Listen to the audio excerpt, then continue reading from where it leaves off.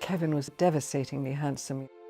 There's almost an innocence about him that rather takes your breath away. He was a beautiful young man. I'm Carol Borden, and Kevin Furniss was my uncle. He was in the Royal Flying Corps and he died 100 years ago this month. He went to Wolverhampton Grammar School.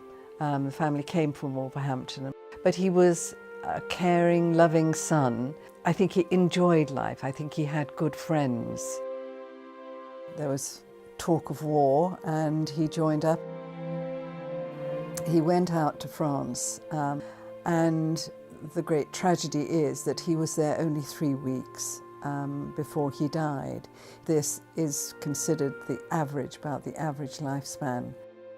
You cannot believe that they went out there and their expectation was to live 3 weeks. It's something, a concept I find very difficult. My husband and I, John and I, felt that we perhaps needed to represent the family and introduce ourselves to Kevin. And of course at Cambrai, what is so interesting is it's a German war grave, but there is a British section to it. And it's not away in a corner or anything, it's actually a very clear section, and again, beautifully maintained.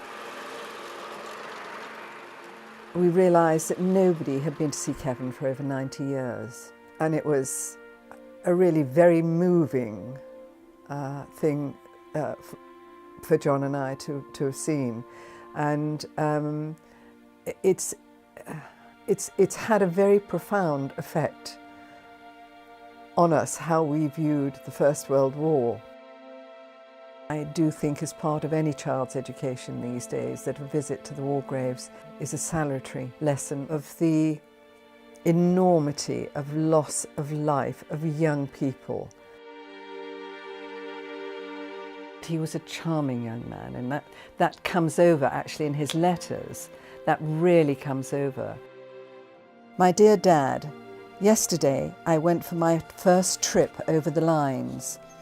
When we got umpty miles, the other side of umpteen thousand feet, it was very cloudy and I lost the others, and after tootling around a bit, I thought I'd better try and find my way home. I howled with laughter when I found myself all alone, miles over Hunland, sort of all dressed up and nowhere to go and utterly lost. It's bright, it's cheerful, it's positive. And I hope that positivity went with him all the way.